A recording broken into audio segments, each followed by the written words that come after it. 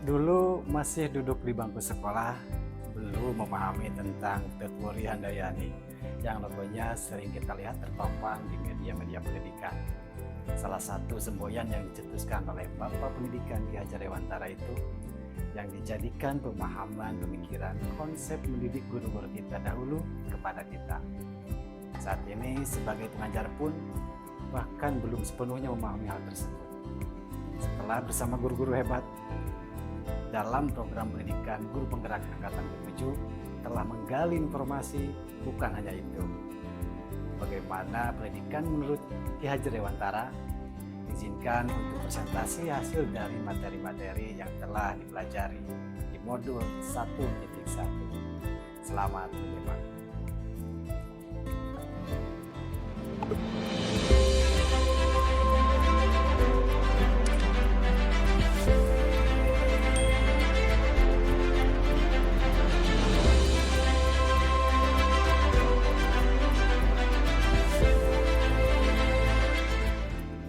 Bismillahirrahmanirrahim. Assalamualaikum warahmatullahi wabarakatuh. Salam dan bahagia untuk calon guru penggerak dimanapun berada. Selamat datang di channel ini.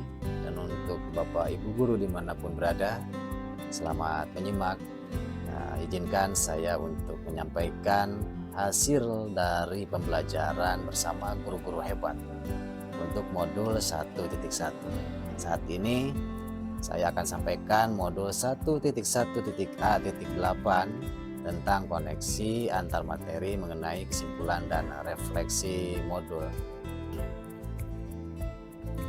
Bapak Ibu, sebelum mempelajari konsep pemikiran Ki Hajar Dewantara, ternyata saya masih merasakan banyak kekeliruan dalam pembelajaran bersama peserta didik. Di antaranya, orientasi capaian target, penguasaan semua materi dan mata pelajaran itu semestinya peserta didik harus kuasai dan target harus mencapai. Dan itu ternyata masih keliru. Terkadang dalam melakukan pelajaran di kelas masih berpusat pada guru. Terkadang saya masih sering memberikan materi untuk menuntaskan sesuai target tanpa memperhatikan perasaan peserta didik. Selain itu juga mengharuskan peserta didik untuk menguasai semua mata pelajaran dan mendapatkan nilai yang mencapai KKM, yang mencapai ketuntasan yang sudah ditetapkan oleh sekolah. Namun jarang untuk melakukan refleksi terkait pembelajaran yang sudah dilakukan. Kemudian kekeliruan yang lain yaitu orientasi nilai bagus. Ini masih keliru juga Bapak Ibu. Dalam pembelajaran masih berasumsi bahwa hasil akhir adalah segalanya. Sehingga muncul pemikiran bahwa anak yang nilainya bagus dikatakan pandai. Dan terkadang meremehkan anak berkemampuan mendapat nilai rendah.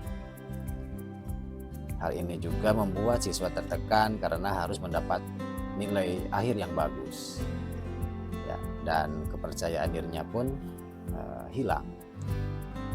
Kemudian masih keliru juga tentang pendekatan secara emosional. Kurangnya pendekatan secara emosional dengan siswa sehingga penanaman nilai-nilai yang berkarakter kurang terbangun dengan baik. Pengkondisian kelas terkadang masih menggunakan teguran yang berupa punishment atau ancaman untuk membuat siswa agar disiplin dan bertanggung jawab. Nah, itu adalah hal-hal yang keliru dalam pembelajaran terhadap siswa sebelum mempelajari konsep pemikiran Ki Hajar Dewantara. Bapak Ibu, setelah mempelajari pendidikan menurut pemahaman pemikiran Ki Hajar Dewantara, saya akan sampaikan saat ini dengan beberapa poin selama belajar materi-materi yang sudah dipelajari bersama guru-guru hebat. Poin yang pertama Bapak Ibu, saya akan awali dengan anak itu bukan tabula rasa. Tentu anak itu bukan atau tidak bisa dikatakan kertas kosong yang harus kita isi sekeinginan kita. Karena di sana anak-anak memiliki bakat, minat, laku, sosial-kultural, budi pekerti yang sudah dimiliki. Nah, ini perlu tugasnya guru untuk menebalkannya. Poin yang kedua Bapak Ibu, yaitu menuntun. Mempersembahkan tuntunan terhadap segala kekuatan kodrat yang dimiliki peserta didik agar mereka mencapai keselamatan dan kebahagiaan yang setinggi-tingginya, baik sebagai seorang manusia maupun sebagai anggota masyarakat. Di sini peran trilogi pendidikan sebagai guru itu mesti diterapkan. Guru sebagai role model akan selalu diingat, dilihat, dan ditiru oleh peserta didiknya, baik dari perkataan sampai pada perbuatan. Untuk itu, menjadi teladan yang baik bagi siswa dalam penanaman budi pekerti serta menjadi pendidik yang berperan ingarsa sumtulada ing madia mangunkarsa tuturi handayani.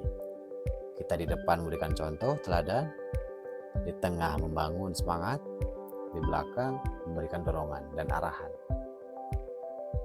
Poin ketiga adalah sesuai kodrat alam dan zaman. Setiap peserta didik itu unik, maka kita harus mengeksplor lebih dalam tentang keunikan peserta didik kita. Ibarat petani, Ki Hajar Dewantara mengibaratkan petani yang sedang menanam tanamannya. Petani padi akan merawat sesuai dengan keinginan padi, dan tidak akan petani tersebut menginginkan tanaman itu menjadi jagung atau sebaliknya. Di kodrat ini, anak-anak memiliki karakteristik, kemudian kemampuan, bakat yang berbeda-beda. Tidak bisa dipungkiri juga anak-anak memiliki kekurangan, maka kita harus menggali, mengeksplor lebih dalam. Terlebih, anak harus diberikan kepercayaan, arahan, dan mengeksplor lebih jauh, maka potensi pada diri anak, pada diri peserta didik dapat muncul dan mencapai tingkat yang tertinggi. Yang keempat, pendidikan yang sudah saya rangkum selama pembelajaran materi-materi yang sudah dipelajari, yaitu merdeka. Merdeka di sini artinya berpihak pada peserta didik dengan tanpa tekanan. Kemudian peserta didik kodratnya adalah bermain. Pendidikan yang memerdekakan membuat siswa belajar tanpa tekanan sesuai dengan karakteristik dan kemampuan anak. Mereka mempunyai gaya belajar yang beraneka ragam, seperti audio visual, sampai pada karakteristik. Tugas guru adalah mendesain pembelajaran yang mampu mengakomodir gaya belajar anak yang beraneka ragam tersebut. Strategi yang dilakukan mengidentifikasi karakteristik peserta didik, mengetahui hambatan, kemajuan, dan tingkat perkembangan siswa dalam belajar. Selain itu, melakukan pendekatan dengan berbagai metode pembelajaran secara variatif agar membuat siswa senang, semangat, dan mengikuti pembelajaran dengan baik.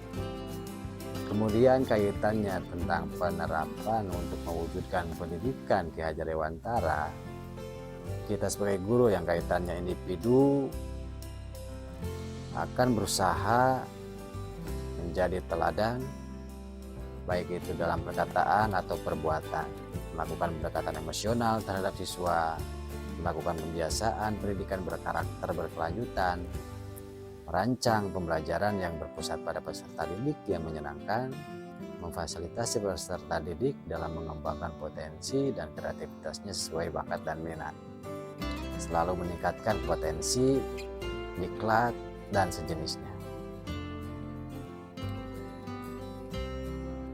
Kaitannya guru dengan warga sekolah, tentu di sini ada Tripusat Pendidikan menurut Ki Hajar Dewantara. Di sana ada orang tua, sekolah, dan lingkungan. Tentu di sini akan berkolaborasi, menjalin komunikasi dengan baik. Terima kasih Bapak Ibu.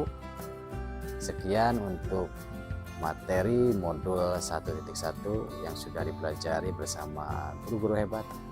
Semoga bermanfaat. Mohon maaf bila ada kekurangan, dan wassalamualaikum warahmatullahi wabarakatuh.